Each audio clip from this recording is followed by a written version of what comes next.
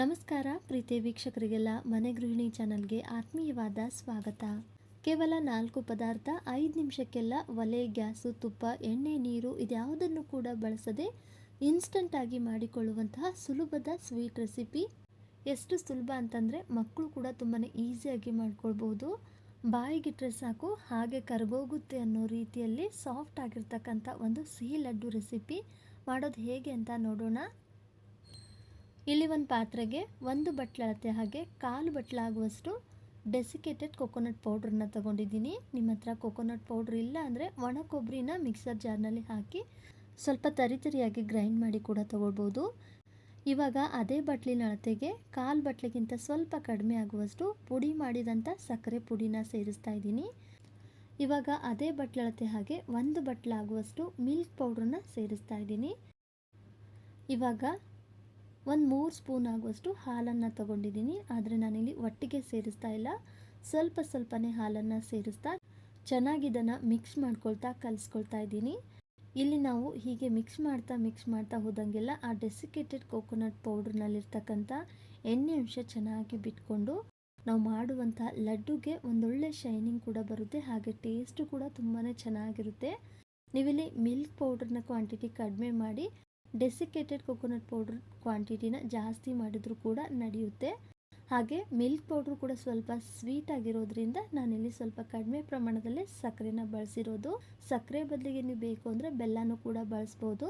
ಇಲ್ಲಿ ಬೇಕು ಅಂದರೆ ಫ್ಲೇವರ್ಗೋಸ್ಕರ ಏಲಕ್ಕಿ ಪುಡಿನೂ ಕೂಡ ಸೇರಿಸ್ಬೋದು. ಹಾಗೆ ಡ್ರೈ ಫ್ರೂಟ್ಸನ್ನು ಕೂಡ ಸ್ವಲ್ಪ ಪೌಡ್ರ್ ಥರ ಗ್ರೈಂಡ್ ಮಾಡಿ ಕೂಡ ಸೇರಿಸಿ ರೆಡಿ ಮಾಡ್ಕೊಳ್ಬೋದು, ಇಲ್ಲ ಸಣ್ಣದಾಗಿ ಕಟ್ ಮಾಡಿ ಕೂಡ ಹಾಕ್ಕೊಳ್ಬೋದು.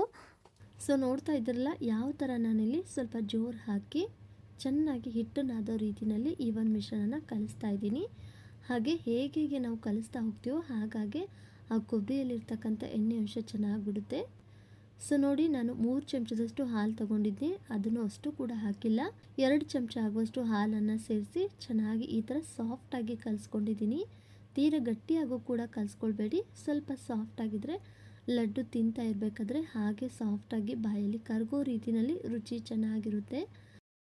ತೊಗೊಂಡಿರ್ತಕ್ಕಂಥ ಕ್ವಾಂಟಿಟಿಗೆ ಇಲ್ಲಿ 2 ಲಡ್ಡುನ ರೆಡಿ ಮಾಡ್ಕೊಂಡಿದ್ದೀನಿ.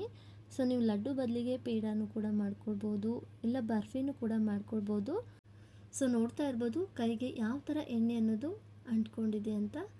ಇದು ಆ ಕೊಬ್ಬರಿಲಿರ್ತಕ್ಕಂಥ ಎಣ್ಣೆ ಅಂಶ ಬಿಟ್ಟಿರೋದು. ಹಾಗೆ ಲಡ್ಡು ಕೂಡ ನೋಡಿ ಎಷ್ಟು ಶೈನಿಂಗ್ ಆಗಿ ಸ್ಮೂತಾಗಿ ಬಂದಿದೆ ಅಂತ.